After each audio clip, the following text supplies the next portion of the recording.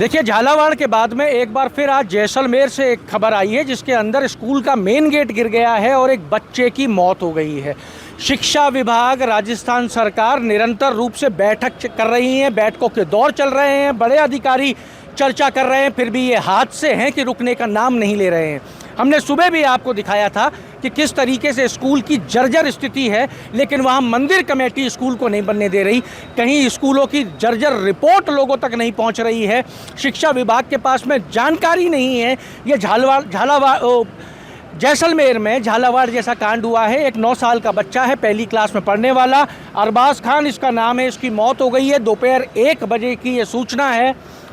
ये हादसे राजस्थान में कब तक चलते रहेंगे? किस तरीके से कोई कंट्रोल क्यों नहीं आ पा रहा है? मेरे साथ में मुकेश दादी जुड़ गए हैं, भारतीय जनता पार्टी के पदाधिकारी हैं।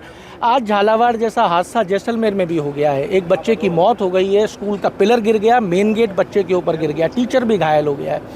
सरकार निरंतर प्रयास कर रही है, बैठकों के दौर चल रहे हैं, शिक्षा मंत्री बैठक ले चुके हैं, फिर भी हादसे थमने का नाम नहीं ले रहे। मुझे लगता है कई बार परिस्थितियाँ, जिस स्थितियों को देख के भी कुछ चीज़ों का आंकलन होता है। घटना ये निश्चित रूप से दुखदायी होता ही है। किसी के घर से कोई भी परिवार में से चला जाता है तो निश्चित रूप से, लेकिन मुझे लगता है कि जिस संवेदनशीलता के साथ मुख्यमंत्री जी ने पिछले 7 दिन में सारी रिपोर्टें मंगा करके ऐसे जर्जर स्कूल कितने हैं, उनके लिए क्या करना चाहिए, कितना उस पर बजट देना चाहिए, कितना तो बजट का भी बड़ा एलोकेशन उसमें किया है। और आने वाले समय में मुझे लगता है कि आने वाले 3-4 महीने में सभी स्कूलें जो इन प्रकार की स्थिति में वो ठीक हो जाएंगे। और ऐसी जर्जर स्कूल का ही है तो तुरंत प्रभाव से उनको बंद भी कर देना चाहिए। मुकेश जी, 50 साल 70 साल से स्कूल चल रहे हैं, जर्जर अवस्था के अंदर चल रहे हैं। किसी ने दान दे दिया तो स्कूल चल रहा है, मंदिर ने दे दिया वहाँ स्कूल चल रहा है, कुछ नहीं मिला तो किसी राजा महाराजा की प्रॉपर्टी थी, उसने अपने घोड़े पालने वाली जगह दे दी, वहाँ स्कूल चल रहा है। आप देखिए, शिक्षा जो है वो पहली प्राथमिकता होती है सरकार की, शिक्षा की ये स्थिति हो रही है। देखिए, मैं अगर आपको पुरानी बातों पे ले जाऊंगा तो कांग्रेस के लोग कहेंगे कि हमारी आलोचना हो रही है। पिछले 50-70 साल में शिक्षा के लिए कितना बजट का अलॉटमेंट हुआ है और माननीय मोदी जी की सरकार आने के बाद से शिक्षा के लिए कितना बजट का अलॉटमेंट हुआ है, ये दोनों का विश्लेषण आप करेंगे तो आपको ध्यान में आएगा कि पिछले 11 साल में जितना उतना 70 साल के मुकाबले का है। तो पहले से ही कुछ चीज़ों की प्राथमिकता जब उन्होंने तय नहीं की तो निश्चित रूप से आज चाहे सड़क हो, चाहे बिजली हो, पानी हो, स्कूल शिक्षा हो, उसके लिए आम आदमी को परेशान क्यों होना पड़ रहा है?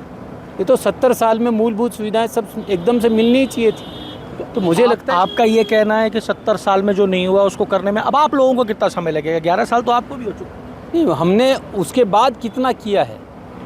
11, मैं वही तो आपको कहा ना कि 11 साल में जो बजट दिया है एजुकेशन के लिए, वो जो उनका जो 60 साल का है उससे आप उसकी तुलना करेंगे तो आपको ध्यान में आएगा किया। आने वाले समय में मैं समझता हूँ कि राजस्थान की अगर बात करें तो आने वाले 3 महीने में बहुत सारी चीज़ें ठीक हो जाएंगी। 3 महीने में ठीक हो जाएंगी जी। देखिए, 3 महीने का समय अभी भी लगने की उम्मीद है, क्योंकि राजस्थान की बात की जाए तो 2000 से ज़्यादा स्कूल जर्जर स्थिति में मिले हैं जिनकी लिस्टिंग हो चुकी है। ऐसे भी बहुत से स्कूल हैं जो आज आपको सुबह हमने दिखाए, इनकी लिस्ट हुई है नहीं हुई है पता नहीं, बजट अलॉट हो गया है, मंदिर कमेटी काम नहीं करने दे रही है। कांग्रेस के नेताओं का आरोप है कि बीजेपी ढंग से काम नहीं कर रही है, और बीजेपी नेताओं का आरोप है कि कांग्रेस ने पिछले 70 साल में कुछ नहीं किया, 11 साल में हमने 2 गुना और 3 गुना बजट दिया है जो अब इम्प्लीमेंट होते होते समय लगेगा। लेकिन इस इम्प्लीमेंटेशन के अंदर जो झेल रहे हैं वो छोटे छोटे मासूम बच्चे जो वहाँ शिक्षा के लिए जाते हैं और जिनकी जान पे बनाती है। आप विचार करके देखिएगा कि एक बच्चा स्कूल जाता है केवल शिक्षा लेने के लिए, कुछ सपने लेके आंखों में, और मेन गेट स्कूल का उसके ऊपर गिर जाता है और वो बच्चा ख़त्म हो जाता है। कब तक राजस्थान के अंदर ये स्थिति चलती रहेगी? बैठकों से कुछ नहीं निकल रहा, ये स्पष्ट नज़र आ रहा है। और भी अपडेट्स आप तक पहुँचाएंगे, जुड़े रहिए हमारे साथ। अमर उजाला के लिए जयपुर से मैं आशीष।